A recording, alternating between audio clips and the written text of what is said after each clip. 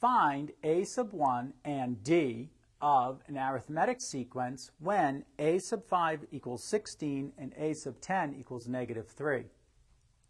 Our formula for an arithmetic sequence is a sub n equals a sub 1 plus n minus 1 times d.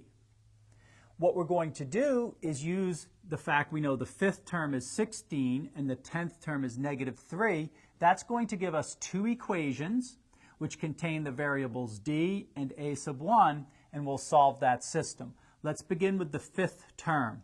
A sub n is 16. That equals a sub 1 plus 5 minus 1 times d. That equation, when we simplify it, is 16 equals a sub 1 plus 4d. Now we'll use the 10th term. A sub 10 is equal to negative 3.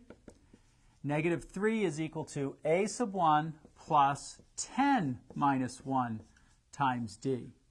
That equation then becomes negative 3 equals a sub 1 plus 9d. So we'll solve these two equations, and what I'm going to do is subtract the second equation, which would then eliminate the variable a sub 1. 16 minus a negative 3 is 16 plus 3. That's 19. The a sub 1 summed to 0. 4d minus 9d is negative 5d. Dividing both sides by negative 5, we get d equals 19 divided by negative 5, and that gives us d is equal to negative 3.8. What we'll now do is to solve for a sub 1 is I'll substitute this d value into this equation. Actually, this equation here, the simplified form.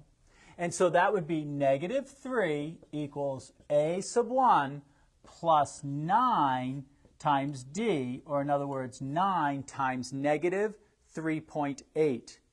That's going to give us negative 3 equals a sub 1 minus 34.2. Adding 34.2 to both sides gives me a value for a sub 1 of 31.2.